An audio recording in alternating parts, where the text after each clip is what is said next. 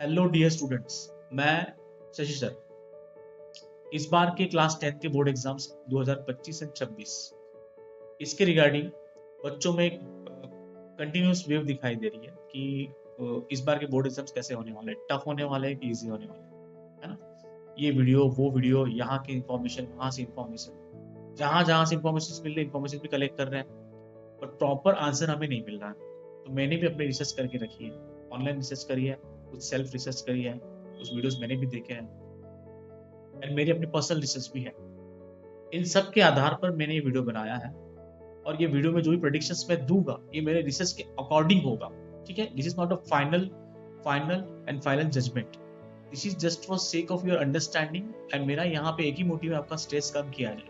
ठीक है, एग्जाम की लेवल टफ होगी या इजी होगी उसको अगर समझना है तो पहले हमें एग्जाम पैटर्न समझना बहुत जरूरी है। Then we are able to predict what will be the level of exams of 2025 and 26। ठीक है, तो बच्चे जो टेंशन में बैठे हुए हैं, है ना, उनके लिए स्पेशल वीडियो बनाया जा रहा है। बट ऑब्वियसली वीडियो में स्टूडेंट्स के लिए बना रहा हूँ, एजुकेटर्स के लिए भी बना रहा हूँ, टीचर्स के लिए भी बना रहा हूँ एंड दोस्त पेरेंट्स जो अपने बच्चों को घर पे पढ़ाते हैं उनके लिए भी वीडियो है। तो प्लीज वीडियो को एंड तक जरूर देखना है ना। मैंने किस किस फैक्ट्स के तहत ये सारे फैक्ट्स मैंने शॉर्टलिस्ट किए हैं अपने सेल्फ रिसर्च में, तो उन फैक्ट्स को मैं वन बाय वन डिस्कस करूंगा। ठीक है, और थीम क्या रहेगी लेक्चर की बच्चों, एक तो 2026 के एग्जाम में सीबीएसई ने क्या की चेंजेस लाए हैं, सबसे पहले हम ब्रॉडली उसे डिस्कस करेंगे। दूसरा, हमें एग्जाम को किस तरीके से फेस करना है, ठीक है, गेटिंग ओवरऑल डिफिकल्टी लेवल क्या हो सकती है उसके एनालिसिस में हम डिस्कस करेंगे and how to prepare effectively finally. ठीक है, ये कुछ हमारे लेक्चर की थीम है, उसी के अकॉर्डिंग सारे पॉइंट्स मैं आपसे डिस्कस करने वाला हूँ वन बाय वन। एक पेन और एक पेज साथ में लेके रखना है आपको भी अपने हाथ में। जो भी आपको लग रहा है शॉर्ट की नोट्स बनानी चाहिए तो उसमें आप डेफिनेटली शॉर्ट की नोट्स बनाना। ठीक है, अब लेक्चर स्टार्ट करते हैं। अब देखो, न्यू एग्जाम स्ट्रक्चर जो सीबीएसई ने इस बार इंट्रोड्यूस करना शुरू कर दिया है, इट में कॉजेज चैलेंजेस फॉर दो स्टूडेंट्स हु आर अनप्रिपेयर्ड। जो बच्चे अनप्रिपेयर्ड है उनके लिए पॉसिबिलिटी है कि ये नया एग्जाम पैटर्न उनके लिए चैलेंज क्रिएट कर सकता है। तो डेफिनेटली फॉर दो students this video is very important. सबसे पहले आपको समझना होगा की चेंजेस क्या लाए हैं सीबीएसई ने 2026 के एग्जाम में। की चेंजेस गेटिंग, अगर आप की चेंजेस नहीं समझोगे, रिफॉर्म्स नहीं समझोगे तो हम लेवल ऑफ एग्जाम प्रेडिक्ट कर ही नहीं सकते। गेटिंग, तो सबसे पहले मैं आपको इस वीडियो में कौन से रिफॉर्म्स सीबीएसई ने लाए हैं 2026 के एग्जाम में वो बताने वाला हूँ। Listen very carefully. बहुत सारे की पॉइंट्स मैं स्क्रीन पे चला ही रहा हूँ, है ना, स्क्रीनशॉट आप ले सकते हो वीडियो पॉज करके। सबसे पहला की चेंजेस जो सीबीएसई ने लाया है वो क्या है, सीबीएसई ने मेजर की changes and major reforms introduce किया है 2026, 2025 एंड 2026 की बोर्ड एग्जाम्स में। ठीक है, under the new education policy. CBSE को ये करने के लिए गाइडलाइंस कहां से आ रही है, new education policy under the ministry of education. Got it. अब सबसे पहला चेंजेस या फिर रिफॉर्म सीबीएसई ने कोई लाया है तो वो two board pattern. It means 2 exams पर ईयर, है ना, 2 एग्जाम्स बच्चों को देने के लिए इस बार ये फर्स्ट टाइम सीबीएसई ने इस बार ये इनिशिएटिव लिया है। कोरोना वायरस के वक्त एक बार लिया था, 2 एग्जाम्स उन्होंने कंडक्ट कराई थी।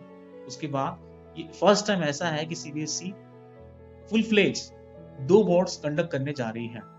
अब इसका 2 बोर्ड एग्जैक्टली है क्या, उसके बारे में डिटेल एग्जाम्पल, सारी डिस्क्रिप्शन, सारी डिटेल वीडियो उसमें मैंने बना के रखा हुआ है। ठीक है, उसकी लिंक मैं डिस्क्रिप्शन में दे रहा हूँ, जाके आपको देख लेना है। कुछ भी मैंने उसमें छोड़ा नहीं है, छोटे से छोटा क्वेश्चन मैंने कवर करके रखा है 2 बोर्ड्स के रिगार्डिंग। ठीक है, जाके वो भी आपको देख लेना। अब ध्यान से आपको समझना है, 2 बोर्ड पैटर्न का साफ मतलब है हर स्टूडेंट को 2 चांस मिलने वाला है to take the class 10th board examination. That is twice opportunity. साल में आपके पास 2 अपॉर्चुनिटी थी, अब तक एक ही अपॉर्चुनिटी आपके पास थी, इसका मतलब इस बार आपके पास 2 अपॉर्चुनिटीज है। ठीक है, इसमें से पहला बोर्ड आपको कंपलसरी किया हुआ है। आई रिपीट बच्चों, पहला board is mandatory, that is compulsory. ठीक है, एंड दूसरा बोर्ड इज ऑप्शनल। ठीक है, इसका साफ एम क्या है सेकेंड बोर्ड का बच्चों, it is intended for score improvement. अगर आपको स्कोर ऐसा लगता है कि मेरे फर्स्ट बोर्ड में कम आने वाले हैं मार्क्स फर्स्ट बोर्ड में, तो you can give second, you have second chance, you can attempt second board, है ना। It means intended for score improvement, CBSE ने आपको सेकंड चांस भी इस साल से देना शुरू कर दिया है। अब स्कोर कौन सा कंसीडर किया जाएगा, best of the two, it means the best score of the two attempt will be consider. That is आपकी जो फाइनल मार्कशीट बनने वाली है वो कौन से मार्क्स बनेगी बच्चों, जो दोनों बोर्ड आपने दिए हैं उसमें से बेस्ट मार्क्स किसमें आया है वो मार्क्स आपके कंसीडर करे जाएंगे फाइनल मार्कशीट के अंदर। ठीक है, तो ये पहला मेजर चेंज या रिफॉर्म सीबीएसई ने इंट्रोड्यूस किया हुआ है। ठीक है, एंड बट ऑब्वियस अगर दो बोर्ड है इट इज बेनिफिशियल फॉर दो स्टूडेंट्स जिनका बोर्ड फर्स्ट खराब जाने वाला है। मेरा सजेशन आपसे ये है बच्चों, पहला बोर्ड आपका कैसा भी जाए आपको सेकंड बोर्ड भी उतने सीरियसनेस से देना है। ठीक है, it is just help to reduce your stress. ठीक है, बट अभी आपके पास दो बोर्ड है इसका मतलब ये नहीं कि मैं पहला बोर्ड एकदम लाइट मोड में लूंगा, अगर अच्छा नहीं गया तो सेकंड को मैं पढ़ाई करूंगा, ऐसा बिल्कुल नहीं करना है। गेटिंग? अब दूसरा रिफॉर्म इन्होंने क्या लाया है सीबीएसई ने बच्चों, कॉम्पिटेंसी बेस्ड क्वेश्चंस। सबसे पहले आप समझो कॉम्पिटेंसी बेस्ड क्वेश्चंस होते क्या है। आप बार बार सुनते हो competency based questions, competency based questions. Competency based questions के अंदर बच्चों एमसीक्यूज आते हैं, असर्शन एंड रीजंस वाले क्वेश्चंस आते हैं। ठीक है, एंड केस बेस्ड स्टडीज भी kind of competency based questions ही होते हैं। ठीक है, अब हमें लगता है कि कॉम्पिटेंसी बेस्ड मतलब एमसीक्यू वाले क्वेश्चन तो बहुत ईजी है, बट वेट बच्चों, थोड़ा संभालो, थोड़ा अपने आप को थोड़ा होल्ड पे रखो। इतने जल्दी मत खुश हो जाना कि कॉम्पिटेंसी बेस्ड मतलब एमसीक्यू उस पे तो मार्क्स आने वाले हैं। Wait for a while. इसके पीछे रीजन क्या है कॉम्पिटेंसी बेस्ड क्वेश्चन के पीछे? CBSE wants to evaluate your conceptual understanding, your critical thinking, your application of knowledge and not focusing on rote learning, that is रट्टाफिकेशन, है ना। रोट मेमोराइजेशन पे सीबीएसई ध्यान नहीं देने वाली है। ठीक है, अब यहाँ पे कॉम्पिटेंसी बेस्ड क्वेश्चंस बच्चों को तो लगता है कि अक्कड़ बकड़ बम्बे बोल मार्क्स टिक करके आ जाएंगे ए बी और सी डी के ऊपर, किसी के एक के ऊपर। ठीक है, अब दिक्कत यहाँ पे ये है बच्चों, जब सब्जेक्टिव क्वेश्चन आप लिखते हो, फॉर एग्जाम्पल कोई 3 मार्क्स का 4 मार्क का क्वेश्चन आपको लिखना होता है, तो आप लिखते हो ना पैराग्राफ में या पॉइंट वाइज लिखते हो। अगर आपको पूरा आंसर नहीं भी आ रहा, जितना आपने लिखा उसका तो उतने तो मार्क्स मिल ही जाते हैं, आधा नहीं तो एक मार्क्स तो मिल ही जाता है।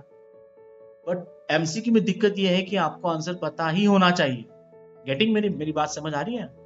इसीलिए एमसीक्यू डेंजर होते हैं।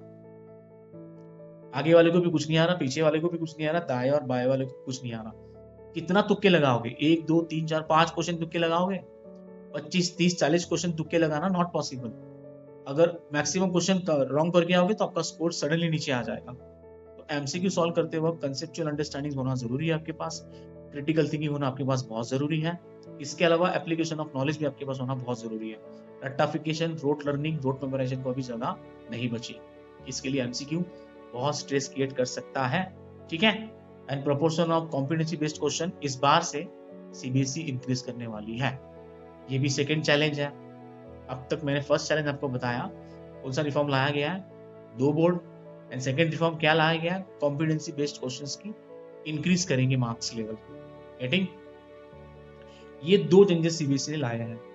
तीसरा सीबीएसई ने चेंजेस लाया है बच्चों, new exam pattern.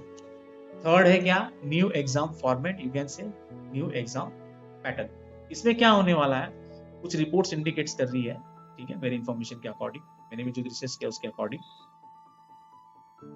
That changes in the question type such as increased assertion and reasoning questions बढ़ने वाले हैं। इस बार असर्शन एंड रीजनिंग क्वेश्चंस की नंबर ऑफ क्वेश्चंस बढ़ने वाले हैं, केस बेस्ड स्टडीज क्वेश्चंस बढ़ने वाले हैं, एंड मैप बेस्ड क्वेश्चंस बढ़ने वाले हैं। ठीक है, ये नए न्यू एग्जाम पैटर्न में सारे क्वेश्चंस बढ़ने वाले हैं। I repeat, assertion and reasoning questions बढ़ने वाले हैं, केस बेस्ड स्टडीज क्वेश्चंस बढ़ने वाले हैं, एंड मैप बेस्ड क्वेश्चंस भी बढ़ने वाले हैं। ये तीसरा रिफॉर्म सीबीएसई ने लाया है इस बार। चौथा, last but not least reform that CBSE ने ले आया 2025 से 26 के एग्जाम। एक तो स्टैंडर्ड एंड एडवांस ऑप्शन बच्चों को दिया गया है। अब 2 सब्जेक्ट्स मान लो बच्चों, साइंस एंड मैथ्स आपको देने हैं, है ना। यू कैन चूज और you can opt between standard level paper और more challenging advance level paper. अब तक बेसिक और स्टैंडर्ड 2 ही कंसेप्ट थे, इस बार से advanced and advanced level of standard paper भी इस बार सीबीएसई लेके आने वाली है। मतलब मैथ्स के बेसिक और स्टैंडर्ड 2 पेपर होते हैं, ठीक है, एक और आने वाला है एडवांस स्टैंडर्ड। ठीक है, अब इट डिपेंड ऑन स्टूडेंट, लेकिन जो एडवांस स्टैंडर्ड लेगा तो सोचो उसकी लेवल क्या हाई रहेगी। कहने का मतलब ये है, अगर हमको एग्जाम की लेवल प्रेडिक्ट करनी है तो हमें चेंजेस सीबीएसई ने क्या लाया वो समझना जरूरी था। तो ये 4 चेंजेस सीबीएसई ने लाए हैं। अब थोड़ा आगे चलते हैं। अगर मैं ओवरऑल एनालिसिस करता हूँ डिफिकल्टी कि 2025-26 का पेपर कैसे आ सकता है, ठीक है। सबसे पहला है CBSE less stressful but more analytical question paper बना सकती है। I repeat, less stressful but more analytical based question बना सकती है। यही डिफिकल्टी लेवल छुपी हुई है। सर कैसे? एक तो आपको 2 बोर्ड एग्जाम्स देने के लिए अलाउ कर दिया है, डिजाइन की पैटर्न सीबीएसई लेके आ रही है ना। बट ऑब्वियस इसमें बच्चों का एकेडमिक स्ट्रेस कम करने की कोशिश सीबीएसई कर रही है, नो डाउट, सिग्निफिकेंटली, है ना। इसका मतलब बच्चों के पास 2 चांस है। एक में परफॉर्मेंस खराब हो गया तो बच्चे के पास एक चांस और है कि अपना परफॉर्मेंस इंप्रूव कर सके, करेक्ट। बट यहाँ दिक्कत क्या है, कॉम्पिटेंसी बेस्ड क्वेश्चंस की संख्या बढ़ने वाली है ना। अब जो बच्चे रोट लर्निंग, रट्टाफिकेशन, रोट मेमोराइजेशन करते हैं, बिना समझे बस रटते रहते हैं, उनके लिए ये एग्जाम टफ हो सकती है। बात समझ आ रही मैं क्या कहना चाह रहा हूँ? जो बच्चे रट्टाफिकेशन करते हैं, रोट लर्निंग करते हैं, रोट मेमोराइजेशन करते हैं, अंडरस्टैंडिंग ऑन कंसेप्ट्स भाड़ में गया, हमें कुछ ध्यान नहीं देना, उनके लिए एग्जाम टफर हो सकती है। समझ गए? इसीलिए कॉम्पिटेंसी बेस्ड क्वेश्चंस मैं पहले से कर रहा हूँ, it is a call of danger, तो सतर्क रहे थोड़ा सा। इसके अलावा सीबीएसई ने फोकस ज्यादा किया हुआ है एप्लीकेशन बेस्ड क्वेश्चंस पे। समझ आ रही मेरी बात? 2 सब्जेक्ट्स है, maths and science will contain more application based questions and more numerical based questions which may be more challenging for those students getting application based questions solve करने के लिए you must have command और concepts, and numerical questions solve करने के लिए आपकी tremendous practice होनी चाहिए, ठीक है। तो numerical based questions and second मैंने कहा था बच्चों application based questions, ठीक है। ये 2 questions जिन बच्चों की तैयारी वीक है उनको चैलेंजिंग बन सकते हैं। अब तक हमने कहाँ चैलेंजेस आ सकते हैं, ठीक है, और सीबीएसई ने क्या क्या बदलाव लाए हैं, उसके अकॉर्डिंग बच्चे किस तरह के चैलेंज फेस कर सकते हैं, इस पर डिस्कशन किया। According to all this points and facts and information and research, मुझे ऐसा लगता है जो बोर्ड 2026 की डिफिकल्टी लेवल है is expected to be moderate. Extremely difficult paper नहीं आ सकते और एकदम इजी पेपर नहीं आ सकते। पेपर ऐसे बन सकता है जो मॉडरेट हो, वीक से वीक स्टूडेंट भी उसे अटेम्प्ट कर सके और पास हो जाए, और स्कॉलर को अच्छा स्कोर आने से थोड़ा रोका जा सके। That is moderate level exam की हो सकती है। चलो यहां तक तो हमने प्रेडिक्ट कर लिया कि एग्जाम की लेवल मॉडरेट हो सकती है। अब मैं लास्ट वीडियो को एकदम इंपॉर्टेंट टॉपिक बताने जा रहा हूं, प्लीज इसे स्किप मत करना। हाउ टू प्रिपेयर इफेक्टिवली, ठीक है। अगर सर एग्जाम मॉडरेट लेवल की आने ही वाली है तो मुझे किस तरीके से प्रिपेयर करना है इफेक्टिवली, ये कुछ सॉल्यूशंस में दे रहा हूं, इन्हें अप्लाई करो, you will definitely find yourself कि सर मेरा स्ट्रेस रिड्यूस हो रहा है और मैं एग्जाम के लिए प्रिपेयर हो रहा हूँ और मुझमें कॉन्फिडेंस आ रहा है, ठीक है। आपको होपलेसनेस एंड हेल्पलेसनेस हटाना है अपनी प्रिपरेशन में से। गेटिंग? सबसे पहले आपको क्या करना है, to make the exam easier, students should focus on conceptual understanding. आप लोगों को conceptual understanding पे ध्यान देना है, rather rote learning and rote memorization, that is rectification से दूर रहो, है ना। conceptual understanding पे आप फोकस करो और प्रेशराइज करो उस चीज पे। It means conceptual clarity is the key. What it means बच्चों, conceptual clarity अगर आपके पास है then you have a key, you can drive the car the way you want. बात समझ आ रही है? अब students who understand the concept thoroughly and apply them will likely find the exam easier. जो बच्चा conceptual understanding पे ध्यान देगा, application based questions पे, application based knowledge पे ध्यान देगा, उन बच्चों को एग्जाम इजी लगने वाली है, नो डाउट बच्चों, no doubt. Because exams are becoming less about rote learning and memorization of facts and data. I mean अब एग्जाम रट्टाफिकेशन वालों के लिए बची नहीं है, धीरे धीरे सीबीएसई वो कम कर रही है ना। And more about problem solving and application based and knowledge oriented exam आपको दे रही है। इट मींस आपके पास अच्छा नॉलेज होना चाहिए, कंसेप्चुअल अंडरस्टैंडिंग होनी चाहिए, प्रॉब्लम सॉल्विंग अप्रोच होना चाहिए, एप्लीकेशन बेस्ड आपके पास ओरिएंटेशन होना चाहिए आपका खुद का, एंड नॉलेज ओरिएंटेशन आपके प्रिपरेशन में होना चाहिए। मैक्सिमम कंसेप्चुअल अंडरस्टैंडिंग पे ध्यान रखना है, नॉलेज गेन करना है, वो बच्चों के लिए एग्जाम डेफिनेटली इजी रहेगा। ठीक है, तो मैंने फिर से कहा आपसे, कंसेप्चुअल अंडरस्टैंडिंग पे ध्यान दो, कंसेप्चुअल क्लैरिटी पे ध्यान दो, रोट लर्निंग बंद करो, रट्टाफिकेशन बंद करो, रोट मेमोराइजेशन बंद करो। डेफिनेटली कुछ ना कुछ टॉपिक रटने मारने ही पड़ते हैं, मैं नो डाउट, मैं ऐसा नहीं कह रहा कि सबके सब चीजें आपको अंडरस्टैंड ही करनी है, बट जहां पे कंसेप्चुअल अंडरस्टैंडिंग आपसे हो रही है तो करो, क्यों आप उसे बस रट्टा मारने के चक्कर में लगे रहते हो।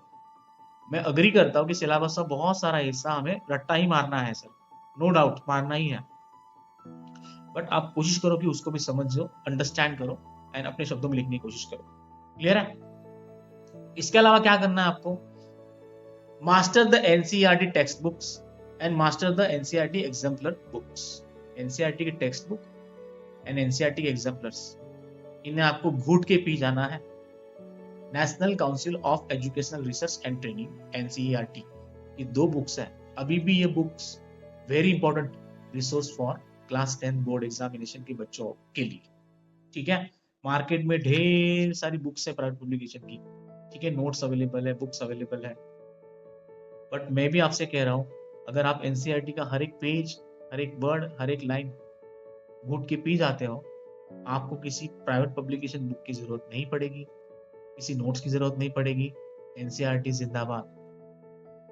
अब जो प्राइवेट पब्लिकेशन की बुक मार्केट में आती है वो सीबीएसई ने तो इंट्रोड्यूस नहीं करी है, बट ऑब्वियस है सीबीएसई ने क्या इंट्रोड्यूस किया था आपके पास, NCERT text books and NCERT exemplar. तो सीबीएसई बट ऑब्वियस उसी में से क्वेश्चंस पूछेगी, ठीक है, उसी में से क्वेश्चंस पूछेगी। तो बच्चे ये सब बातें भूल के 10 पब्लिकेशन की 10 बुक लेके आते हैं और पढ़ते कुछ भी नहीं है। So avoid this mistake.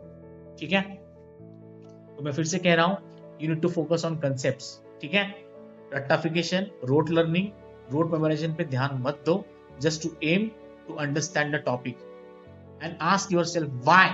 Her topic खत्म होने के बाद पूछो कि व्हाई बिहाइंड ईच टॉपिक, आपको वो समझना है। ठीक है, इसके अलावा अगर आप जो भी समझ रहे हो उसको रियल लाइफ वर्ल्ड से अप्लाई करते हो तो डेफिनेटली आपकी रिटेंशन स्किल बढ़ेगी, है ना। आप डेटा याद रखना लंबे समय तक चलता रहेगा आपके दिमाग में। अब मेमोरी कैसे बढ़ानी है, इसमें मैं नया टॉपिक, नया वीडियो अलग से बनाने वाला हूँ, ठीक है, सून और लेटर। अब वहां मुझे जाना नहीं है एज ऑफ नाउ। इसके अलावा अगर आप कंसेप्चुअल अंडरस्टैंडिंग में ध्यान रखते हो तो आपकी एप्लीकेशन स्किल भी बढ़ेगी एंड रिटेंशन स्किल भी बढ़ेगी। ठीक है, इसके अलावा क्या करना है बच्चों, आपको practice with sample papers. CBSE हर साल अपने वेबसाइट पे सैंपल पेपर भेज रही है, ठीक है, हर सब्जेक्ट के कम से कम 5 सैंपल पेपर सीबीएसई भेजती है। वो पांचों के पांचों डाउनलोड करो, उसकी प्रिंट आउट निकालो एंड उसे सॉल्व करना शुरू करो। ठीक है, it will help you to understand new exam pattern.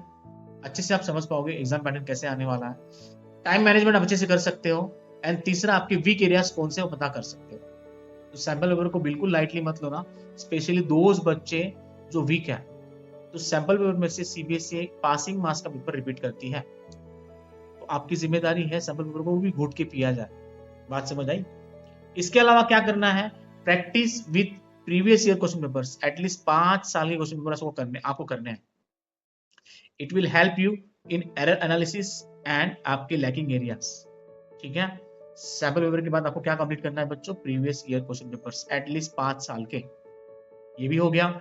इसके अलावा क्या करना है सर, मेक शॉर्ट नोट्स, है ना, शॉर्ट नोट्स आपको बनानी है, क्रिएट योर ओन नोट्स, किसी और की नहीं, जिसमें फैक्ट्स, डेफिनेशन, डायग्राफ्स, की पॉइंट्स, है ना, डेट्स एंड सो ऑन, ये सब उसमें मेंशन होना चाहिए, ताकि last minute revision and quick revision आपकी हो सके एग्जाम के पहले पहले।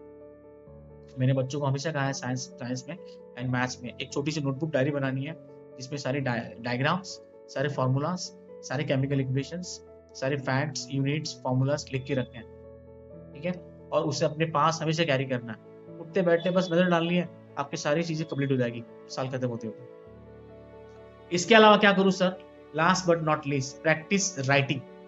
राइटिंग प्रैक्टिस करना बहुत जरूरी है, आंसर राइटिंग प्रैक्टिस करना। सब्जेक्ट जैसे कि English and SST, social science, इसमें you need regular writing practice. आपको रेगुलर राइटिंग प्रैक्टिस करना बहुत जरूरी है to improve your presentation improve your structure and to improve your time management.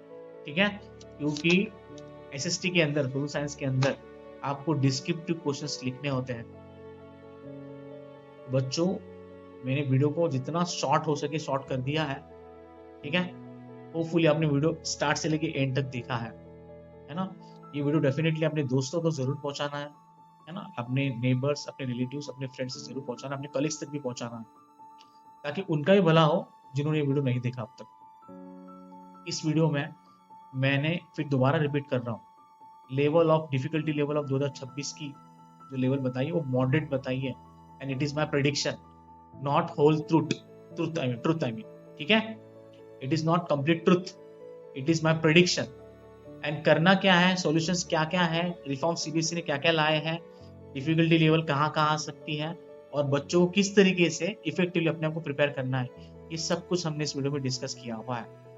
कुछ भी डाउट आ रहा हो कमेंट सेक्शन में जाओ, मुझे पूछो, मैं जरूर रिप्लाई करूंगा। ठीक है, so prepare well, give your best. मिलेंगे नए वीडियो में नए टॉपिक के साथ, तब तक के लिए थैंक यू सो मच।